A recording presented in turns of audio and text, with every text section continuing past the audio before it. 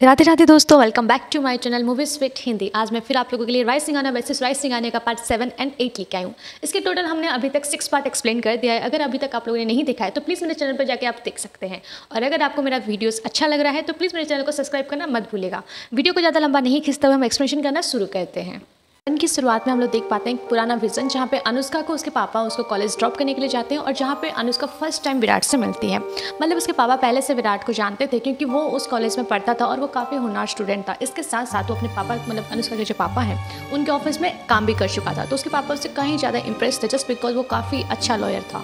तो उसके बाद वो अनुष्का को ये रिक्वेस्ट कर मतलब अनुष्का को ये कहते हैं कि विराट तुम्हारी टेक केयर करेगा और वही तुम्हें कॉलेज पूरा घुमा देगा। तो अनुष्का यहाँ पर डिनाई करती है, मैं अपना कॉलेज खुद देख लूँगी, मुझे किसी के सहारे की जरूरत नहीं है। बट फिर भी विराट को उसके पापा जैसे बोलते हैं तो विराट जाता है अनुष्का को कॉलेज दिखाने के लिए। तो वो बहुत ही चीज़ी टाइप लाइन मारा करता था कि तुम नेपोटिजन हो, ये वो फलाना ढिमकाना। तो वहाँ पे अनुष्का उसको ये कहती है कि देखो मैं अपना नाम बनाने आई हूँ, अपने बाप के नाम के साथ जीने नहीं आई हूँ, तो सो प्लीज़ तुम ये सब बोलना बंद करो। और उसके बाद वो आर्गूमेंट वहाँ पे खत्म हो जाती है। सीन सीधा प्रेजेंट में आता है जहाँ पे हम अनुष्का को देख पाते हैं वो एक ऑफिस मीटिंग के लिए तैयार हो रही होती है क्योंकि उसको विराट के साथ बात करनी थी, क्योंकि दोनों ही मिलकर उस केस को हैंडल कर रहे थे।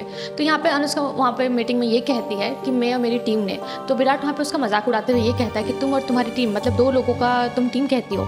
और उसके बाद वहाँ पे अपना स्ट्रेटेजी वो शेयर करती है और विराट भी अपना स्ट्रेटेजी बताता है, जहाँ पे अनुष्का का स्ट्रेटेजी काफ़ी ज़्यादा अच्छा था और वो इस चीज़ को डिनाई करती है क्योंकि विराट का जो स्ट्रेटेजी था वो ये था कि हम लड़की को ब्लेम करके इस केस को जीतेंगे। तो इन दोनों के बीच में बहुत ज़्यादा आर्गूमेंट हो जाता है और विराट को अनुष्का काफ़ी ज़्यादा इधर उधर बोलती है और अनुष्का को भी विराट बहुत कुछ बोलता है। तो अनुष्का वहाँ पे ये कहते हैं कि अगर तुम्हारा दोस्त कुछ गलत किया ही नहीं है तो हम किसी लड़की को क्यों ब्लेम करें और क्यों हम किसी मतलब लड़की का इज्जत के साथ खेलें फलाना एटसेट्रा। तो विराट वहाँ पे कहता है कि तो ऐसे तो तुम केस जीत ही नहीं सकती। और फिर यहाँ पे आर्गूमेंट खत्म होता है और फिर अनुष्का एज अ व्यूअर्स हमको पता जैसे है कि अनुष्का अपने पापा को लेके हॉस्पिटल से अपने घर पर शिफ्ट हो चुकी है ताकि वो अपने पापा के ख्याल अच्छे से रख सके।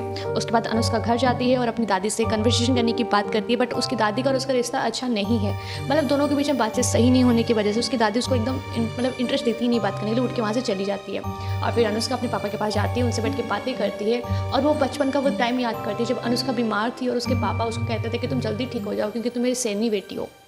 इस दिन को दिखाते हुए अनुष्का को याद आता है कि उसके पापा का एक्सीडेंट का कुछ मोमेंट मतलब जहाँ पे उसने पिक्चर्स क्लिक किए थे उस केस के बारे में वो सोचने लग जाती है। सीन यहाँ पे हम देख पाते हैं जब अनुष्का के दिमाग में ये सारी चीज़ें बात चल ही रही थी अपने पापा के एक्सीडेंट को लेके, तो उसी वक्त वहाँ पे अंकिता का कॉल आ जाता है और वो अनुष्का को ये बोलती है कि मैम मेरे पास एक बहुत ही अच्छी स्ट्रेटेजी है जिसके प्लान के बदौलत हमें लड़की को ब्लेम भी नहीं करना पड़ेगा और हम इस केस को आराम से मतलब जो बेल है वो भी दिला सकते हैं। तो फिर अनुष्का कहती है ठीक है मुझे प्लान क्या है बताओ। तो वो लोग फिर उस प्लान के बारे में डिस्कस करते हैं और कहीं ना कहीं यहाँ पे अनुष्का का उसका जो प्लान था वो भी काफ़ी अच्छा लगता है। तो अनुष्का उसको यहाँ पे ये कहती है कि तुम रात को सोती नहीं हो क्या।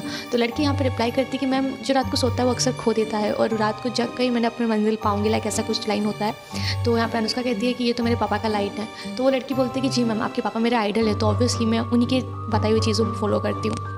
तो यहाँ पे हम लोग अनुष्का को देख पाते हैं जो अंकिता के ऊपर काफ़ी ज़्यादा धीरे धीरे इंप्रेस होने लग गई थी। बाद हम सीन को देख पाते हैं कि जब अंकिता डिस्कनेक्ट करती है खुद तो वो अपनी मम्मी के पास जाती है। तो उसकी मम्मी कुछ न्यूज़ देख रही होती है, उसी न्यूज़ रिपोर्टर के बारे में और श्रुति यादव के बारे में।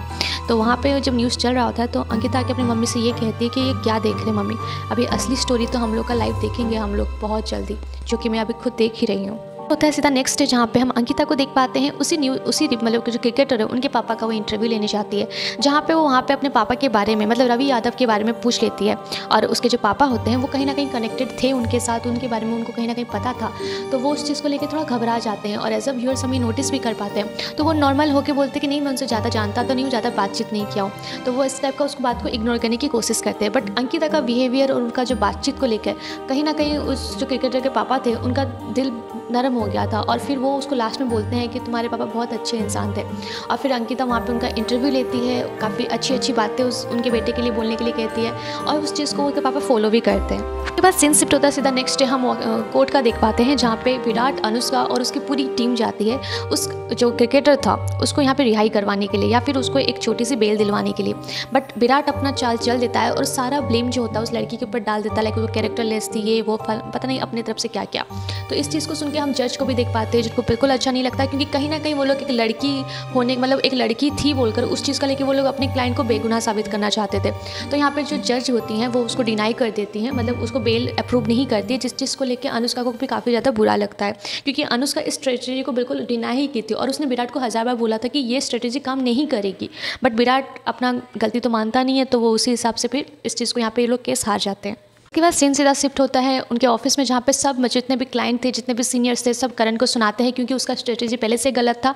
और फिर सबको मिलकर ये डिसीजन लेते हैं कि नेक्स्ट हम लोग का जब हम लोग बेल अप्रूव करेंगे या फिर बेल के लिए अप्लाई करेंगे तो उस केस को अनुष्का ही हैंडल करेगी। और जिस चीज़ को सुनने के बाद विराट को अच्छा नहीं लगता है, बट सबके डिसीजन के अनुसार क्योंकि वो एक टीम वर्क है तो वहाँ पर अनुष्का को वो लोग एक्सेप्ट करते हैं। के बाद जब अनुष्का अपने कैबिन में बैठी रहती है उसी वक्त वहाँ पे हम विराट को देख पाते हैं जो अनुष्का को आके कन्विंस करने की कोशिश करता है कि हम लोग क्या अपने ईगोज़ को साइड में रख कर एक दूसरे के साथ मिलकर एज अ टीम इस केस को हैंडल नहीं कर सकते। तो अनुष्का यहाँ पे बहुत काइंड हार्टेड होती है, तो वो बोलती है कि बिल्कुल कर सकते हैं, मुझे कोई दिक्कत नहीं है, बस शर्त इतना है कि तुम ना ही मेरा नाम और ना ही मेरा सरनेम लेके मुझे बुलाओगे। तो यहाँ पर विराट जो होता है अनुष्का को ओके मैम कह के वहाँ से निकल जाता है। उसके बाद हम सीधा नेक्स्ट डे फिर से कोर्ट का देख पाते हैं जहाँ पर फिर से वो लोगों ने बेल अप्लाई किया था। और बट इस बार जो होती है अनुष्का उस केस को हैंडल करती है और अनुष्का अपनी तरफ से बेस्ट स्ट्रेटेजी डालती है जो उस लड़की ने उस दिन रात को कन्विंस करके बताया था। हम सीन शिफ्ट होते हुए देख पाते हैं नेक्स्ट डे फिर से कोर्ट में, जहाँ पे अनुष्का उस केस को हैंडल कर रही थी और पूरी हेयरिंग वही संभाल रही थी। जहाँ पे वो जज को ये कहती है कि जो उसका क्लाइंट है वो एक मिडिल क्लास फैमिली से बिलोंग करता है और वो अपनी तरफ से सारे जो उसके पासपोर्ट है जो भी हैं उसने सारे documents government document already court में सबमिट कर दिया है, तो वो कहीं क्यों भागेगा। और अगर आज उसको बेल नहीं मिलती है तो हो सकता है कि कल कोई भी मिडिल क्लास का बच्चा ऐसा सपना ना देखे।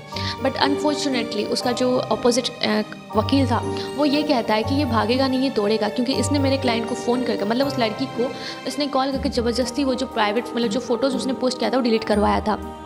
और अनफॉर्चुनेटली ये बात अनुष्का को पता ही नहीं थी, जिसको सुनने के बाद जज फिर से इस जो केस था उसको डिनाई कर देते हैं, मतलब उसको वहाँ पे बेल नहीं मिलती है, जिस चीज़ को लेकर अनुष्का को काफ़ी ज़्यादा बुरा लगता है क्योंकि एज अ वकील उसको हर एक छोटी से छोटी जानकारी होनी चाहिए। बट यहाँ पे उसको ये बात नहीं पता थी, तो वो काफ़ी ज़्यादा अपसेट होती है। जब वो कोर्ट से निकलती है तो वहाँ पर हम लोग देख पाते हैं कि न्यूज़ की तरफ से उसको बहुत मतलब अलग अलग बातें की जाती है कि आप तो एक फ़ीमेल है, फिर भी आप एक फ़ीमेल का सपोर्ट नहीं कर रही हैं, आप एक दूसरे इंसान का सपोर्ट कर रही हैं, क्या पैसा बहुत मायने रखता है, ये वो पता नहीं क्या क्या। जिसको सुनने के बाद हम देख पाते हैं अनुष्का काफ़ी ज़्यादा मतलब अच्छा फील नहीं करती है। बट वहाँ पे क्या होता है, विराट आके उसको संभालता है और एज अ सपोर्ट करता है, केयर करता है और उसको वहाँ से निकाल के लेके जाता है। उसी वक्त हम लोग फिर से वहाँ पे खन्ना को देख पाते हैं जो नेक्स्ट तरफ मतलब उस वकील की तरफ से मतलब उस लड़की की तरफ से अब उस केस को हैंडल करने वाला होता है। और यहाँ पे वो अनुष्का और विराट को ये कहता है कि नेक्स्ट तुम्हारी मुलाकात मेरे साथ होने वाली है। और इस सीन को दिखाते हुए यहाँ पे एपिसोड 7 खत्म होता है। एपिसोड 8 की शुरुआत हम करते हैं। एपिसोड 8 की शुरुआत में हम लोग फिर से पुराने कुछ विजन्स देख पाते हैं जहाँ पे अनुष्का और विराट दोनों ही अपने लॉ कॉलेज में होते हैं और वहाँ पे जज अनुष्का के पापा होते हैं। और यहाँ पे उन दोनों के बीच में एक मॉक कॉल चल रहा होता है जहाँ पे अनुष्का अपना प्रेजेंटेशन बताती है और विराट अपना प्रेजेंटेशन बताती है। बट हम जैसे कि एज अ व्यूअर्स हम ये जानते हैं अनुष्का जो होती है इमोशनली होती है, तो वो केस को अपने तरीके से लेती है। बट विराट जो होता है केस को जीतने के लिए झूठ का साथ भी दे सकता है। और उस अनुष्का के जो पापा होते हैं उसके करण को इस स्ट्रेटेजी को काफ़ी ज़्यादा पसंद भी करते थे। तो यहाँ पर वो जो प्राइज़ होता है वो विराट को मिलता है। तो अनुष्का अपसेट के साइड पे आके बाहर बैठ जाती है, जहाँ पे उसके पापा जो मतलब विराट जो होता है अनुष्का को आके ये कहता है कि मुझे लगा था कि तुम्हारे पापा तुम्हारा सपोर्ट करेंगे, बट अनफॉर्चुनेटली वो जो कदरदान है उसके बारे में वो सोचते हैं और जो उस लायक है वो उसी इंसान को वो प्राइज़ प्रोवाइड कर रहे हैं। तो यहाँ पे अनुष्का कहती है कि ऐसा कुछ नहीं है, पापा हमेशा लायक बांध को चीज़ें देती हैं, किसी और को नहीं। उसके बाद सीन सीधा शिफ्ट होता है प्रेजेंट में, जहाँ पे अनुष्का और विराट दोनों जाते हैं अपने जो क्रिकेटर फ्रेंड है उससे मिलने के लिए। और वहाँ पे जाके वो अनुष्का उस पर काफ़ी ज़्यादा गुस्सा होती है कि तुम झूठ क्यों बोले, तुम्हें ये बात छुपानी नहीं चाहिए थी, अगर तुम्हें केस जीतना है तो तुम्हें अपना हर एक बात हर एक चीज़ें हमारे साथ शेयर करनी होगी, क्योंकि तुम एक छोटी से छोटी चीज़ अगर वहाँ पर छुपाओगे तो वो इन फ्यूचर तुम्हारे लिए प्रॉब्लम बनेगा। तो वहाँ पर उसको सजेस्ट करते हैं और यहाँ पर वो डर के मारे ये कहता है कि ऐसा कुछ नहीं था, बस मेरे दिमाग से निकल गया था, मुझे नहीं लगा था कि ये बात इतनी इंपॉर्टेंट होगी। तो यहाँ पर अनुष्का उसको फिर कम डाउन करती है और कहती है ओके ठीक है तुम टेंशन मत लो, बट नेक्स्ट टाइम कुछ भी हो छोटी से छोटी हरकतें तुम प्लीज़ हमेशा शेयर करना, क्योंकि वो तुम्हारे लिए ही काम में आ सकती है। करण बोल रही हूँ यहाँ पे। फिर जैसे कि विराट और अनुष्का दोनों साथ से निकलते हैं, फिर उनको न्यूज़ वाले रिपोर्टर सब घेर लेते हैं और बहुत सारे से सवाल जवाब करते हैं। और अनुष्का यहाँ पे फिर से पैनिक होकर फिर करण उसको संभाल के अपनी गाड़ी में बैठा के ले जाता है, जहाँ पे हम अनुष्का को देख पाते हैं वो इतनी ज़्यादा अपसेट हो चुकी थी वो सो जाती है। और उसी वक्त हम लोग देख पाते हैं कि विराट की गोदी में अनुष्का सर रख के सोई रहती है और उसको फिर से उसी पुलिस ऑफिसर का कॉल आता है, जहाँ पे विराट उस कॉल मतलब अनुष्का उस कॉल को अटेंड करती है और फिर बोलती है कि मुझे मिलना। वो ऑफिसर बोलता है कि एक जगह मैं आपको वेट कर रहा हूँ, आप मिल लो। तो अनुष्का फिर वहाँ पे जाती है, तो विराट बोलता है कि इफ़ यू डोंट माइंड मैं आ सकता हूँ। तो अनुष्का कहती है कि नहीं इससे मेरा तो सब पर्सनल है, तो मैं नहीं चाहती तुम्हें मैं इंटरफेयर करूँ। तो अनुष्का को विराट वहीं पर ही छोड़ के चला जाता है। उस पुलिस ऑफिसर से मिलने के लिए जाती है, तो वो ऑफिसर को कहता है कि आई होप आपके लिए जगह नया होगा, मतलब आपको आई एम सॉरी मैं इस जगह में ऐसे बुला रहा रहा हूँ। तो यहाँ पे अनुष्का कहती नहीं कोई बात नहीं, मैं जब से वकील का काम शुरू की हूँ तब से मैं यहीं पर आना जाना है, तो मेरे लिए ये सब चीज़ें नॉर्मल है। बट वो पूछते कि आपने ऐसे मतलब यहाँ पे बुलाने का मेन रीज़न क्या है। तो वहाँ पे वो रिवील करता है कि मेरा ट्रांसफ़र हो गया है और ये एक्चुअली आपके पापा की कॉल लिस्ट है जो मैं देने के लिए आपको कॉन्टैक्ट किया था। तो वहाँ पे अनुष्का खुश होती है और ये कहती है कि थैंक यू, आप बहुत अच्छे दोस्त हैं, बट मुझे एक्चुअली इस केस में मैं पर्सनली इस केस को हैंडल कर रही हूँ, बट एज अ फ्रेंड मुझे आपका सपोर्ट का ज़रूरत है। तो पुलिस ऑफिसर ये चीज़ को लेकर सुन के खुश होता है और ये कहता है कि ठीक है बिल्कुल, मैं आपको इस मामले में आपको जो भी ज़रूरत होगी, जो भी जानकारी चाहिए होगी, मैं आपको डेफिनेटली हेल्प करूँगा। तो अनुष्का उसको थैंक यू कह के वहाँ से निकल जाती है। बाद अनुष्का अपने घर आती है जहाँ पे वो अपने पापा से मिलने के लिए सीधा रूम में जाती है और वो रूम में जाके देखती है कि उसके जो पापा हैं वो जिन मतलब नर्सों को अपने पापा के देखभाल के लिए वहाँ पे रखी थी, टेक केयर करने के लिए, उसकी दादी ने वो नर्स को वहाँ पे चेंज करके एक बड़े हॉस्पिटल से 2 नर्स और बुला लिए हैं और वो जो पुराने हॉस्पिटल के जो नर्स थे उन लोगों को निकाल दिया है, जिसको देख के अनुष्का को काफ़ी ज़्यादा बुरा लगता है और वो अपनी दादी से आर्गूमेंट करने के लिए जाती है। कहती कि ऐसा पापा को वो लोग पहले से ट्रीटमेंट कर रहे हैं, पापा की हर एक छोटी मोटी चीज़ों की हरकतों को उनको जानकारी है। अभी रिसेंटली हम अगर नया कोई नर्स रखेंगे तो उसको समझने में ही टाइम लग जाएगा। बट उसकी दादी जो होती है, जैसे कि एज अ व्यूअर्स हम लोग को पता होता है, उनकी दादी का और उसका रिश्ता अच्छा नहीं होने की वजह से उसकी दादी उसकी बातों को डिनाई करती है और टोंट कसती है उसके सामने। तो फिर उसके चाचा जो है अनुष्का को संभालते हैं, बट अनुष्का इतना ज़्यादा गुस्से में रहती है कि वो अपनी दादी को ये कह देती है कि अगर मेरे पापा को कुछ हो गया तो फिर मैं आप लोग को मैं पता नहीं क्या करूँगी। इस चीज़ को सुन के वहाँ पे सब कुछ शॉक हो जाते हैं और फिर अनुष्का चली जाती है अपने पापा के पास, जहाँ पे वो अपने पापा के पास बैठती है और कुछ पुरानी चीज़ों को याद करती है। जब वो छोटी सी थी तो उसके पापा एक पजल जो होता है उसको लाके सामने रख दिए और उसको पूछते कि इसमें तुम्हें क्या दिख रहा है। तो अनुष्का यहाँ पे ये रिप्लाई करती है, क्योंकि वो छोटी सी बच्ची होती है, तो वो ये बोलती है कि यहाँ पे मुझे सारे छोटे छोटे टुकड़े दिख रहे हैं, एक मतलब टुकड़े दिख रहे हैं बहुत सारे डिज़ाइन के। तो उसके पापा कहते हैं नहीं, यहाँ पे एक ही डिज़ाइन का अलग अलग टुकड़े रखे हुए हैं जहाँ पे तुम्हें इसको सुलझाना है और सॉल्व करना है। और इसी चीज़ को समझाते हुए वहाँ पे अनुष्का को याद आता है कि इसको अगर हम लोग को सॉर्ट आउट करना है या फिर किसी मुकाम में पहुंचना है तो हमें शुरुआत से शुरू करनी होगी, एक छोटी छोटी चीज़ों को कनेक्ट करनी होगी। और इस चीज़ को उसको याद आता है, जैसे कि वो अपने पापा को थैंक यू कहती है और पापा को बोलते हैं कि थैंक यू पापा, आप हर वक्त हर एक जगह मेरे कैसे मदद करते हो पता नहीं, बट आप मेरे हर जगह हेल्प कर ही देते हो। और फिर अनुष्का को सारी चीज़ें याद आती हैं। अनुष्का जाती है उसके पापा का जो कॉल लिस्ट जो पुलिस ऑफिसर उसको पकड़ाया था, वहाँ पे जो अननोन कॉल नंबर थे जिसमें से बहुत ज़्यादा कांटेक्ट किया गया था, वो नंबरों को फिर डायल करती है और उसमें से उस एक नंबर इसका होता है, वही मतलब जो क्रिकेटर जिससे वो अभी केस लड़ रही है उसका होता है। जिसको देखने के बाद अनुष्का को काफ़ी ज़्यादा शौक लगता है कि ऐसा क्या काम था जो कि क्रिकेटर पहले से मेरे डैडी से मिल चुका है। सीन शिफ्ट होता है सीधा नेक्स्ट डे मॉर्निंग ऑफिस में, जहाँ पे हम विराट को देख पाते हैं उसकी अनुष्का के साथ, मतलब विराट और उसके ऑफिस के जो 2 कलीग होते हैं, वो लड़का और वो लड़की, उन दोनों को वो ये बोलता है कि तुम्हें अभी के अभी श्रुति के मतलब वो जो अभी चल रहा है जो केस रिसेंटली, उस लड़की के घर पे जाना है और वहाँ पे कुछ डिटेल्स निकालना है उस लड़की की, कुछ पर्सनल डिटेल्स, जैसे कि वो क्या करती है क्या नहीं, हर एक छोटी मोटी चीज़ें, ताकि हमें इस केस में मतलब हेल्प मिल सके। तो फिर वहाँ पर हम उस लड़का लड़की को देख पाते हैं जो वो श्रुति के फ्रेंड बन के जाते हैं उसकी मम्मी के घर पर और उसकी मम्मी से कैसे ना कैसे करके वो बात निकलवा लेते हैं और बोलते हैं कि हम श्रुति के फ्रेंड है, हम बस आपको सपोर्ट करने आए थे कुछ श्रुति का मैसेज लेकर। और यहाँ पे हम जान पाते हैं कि जो श्रुति होती है वो पहले से ही उसी क्रिकेटर की फ़ैन होती है, मतलब फ़ैन तो नहीं, तुम साइको कह सकते हो, जिसको वो पहले से ही प्यार करती थी एंड कहीं ना कहीं उसका ड्रीम जो होता है वो गोल अचीव करना चाहती थी उस क्रिकेटर को पाके।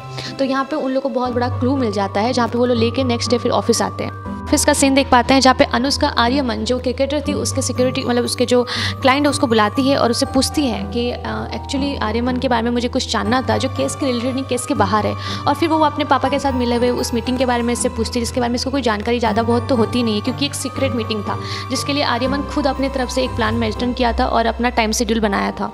तो ये लड़की बताती है कि एक्चुअली आर्यमन को जो होते हैं दूसरी क्रिकेट टीम की तरफ से ऑफर आया था कि वो आपके जो नानू की टीम है उसको छोड़कर दूसरी टीम में जाके ज्वाइन करे, और इस चीज़ के लिए उसको काफ़ी ज़्यादा प्रेशराइज हो रहा था, जिसके वजह से वो आपके पापा से मिलना चाहते थे। और ये बात जो थी टोटल सीक्रेट थी, ताकि क्योंकि मीडिया में ये बात अगर पता चल जाती तो बहुत अफवाह फैलता, लाइक जो भी हो सकता है, एज ए सेलिब्रिटी बहुत सारी दिक्कतें आती हैं। तो इस चीज़ को इसलिए सीक्रेटली कहा गया था और इस चीज़ के बारे में प्लीज़ तुम किसी को बताना मत। और यहाँ पर वो आर्यमन के बारे में एक ये सीक्रेट भी रिवील करती है कि मेरा वो छोटा भाई जैसा है और मैं उसका बहुत केयर भी करती हूँ, बट दिक्कत यहाँ पे ना कि वो बहुत जगह में झूठ बोलता है। और जिस चीज़ को जैसे कि वो बताती है तो उसी वक्त अनुष्का फ्लैशबैक पे जाती है और उसको याद आता है कि वो लड़की का फोटो डिलीट करने का बाद भी वो भूला नहीं था, वो झूठ बोला था।